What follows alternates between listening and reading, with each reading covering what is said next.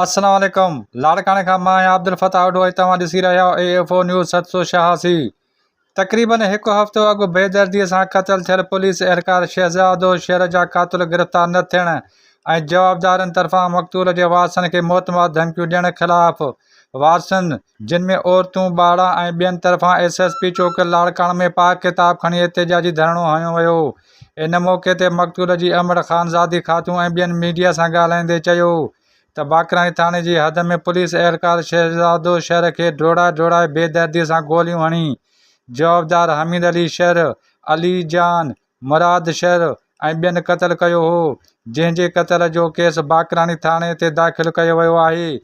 पर इन जे बावजूदि पुलिस जवाबदारनि खे गिरफ़्तार करे न सघी आहे। हिननि वधीक चयो त असां मुंहिंजो नालो ख़ानज़ादी आहे, छर आहियूं ज़ात जा आरीजन में।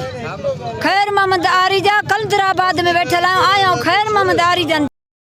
मसालो आहे त मुंहिंजो पुलिस वारो पुट असां माल सां बीठासीं त ड्रुकाए मारियो अथनि।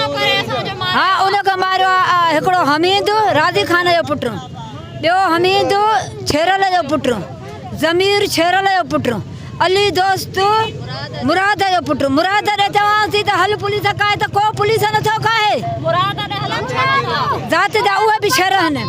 मुराद बच्चे में आहे, ॿियो बि बच्चे में आहे, ॿियो बि आहे, मां पर उहो सुञातो न, पर उहो बि सुञाणींदसि। मुंहिंजे पुटनि जो को ॾोह न, राति जो कुराड़ो मरी वियो आहे, उन जे ॾोह में मुंहिंजो जवान पुटु मारियो अथनि।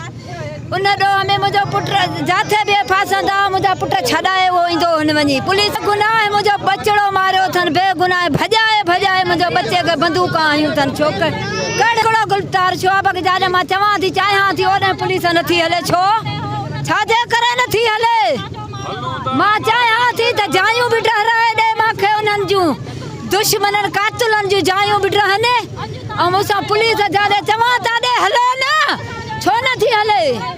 छो भला मां कहिड़ो गुनाह कयो? मुंहिंजो पुलिस वारो बच्चो मारियो अथनि ड्रुकाए छो? माल सां बीठा हुआसीं, माल सां हिते आयो आहे, उतां गढ लॻी भॼी मां जो मारा। शहज़ादो मुंहिंजे पुट जो नालो, मुंहिंजो हिते बि ड्यूटी करे वियो आहे, मुंहिंजा जी जिथे किथे ड्यूटी हुई, मुंहिंजो बेगुनाह मारियो अथनि। राति जे वॻड़े में केर बि मारे विया, पर बेगुनाह मुंहिंजो बच्चो मारियो अथनि।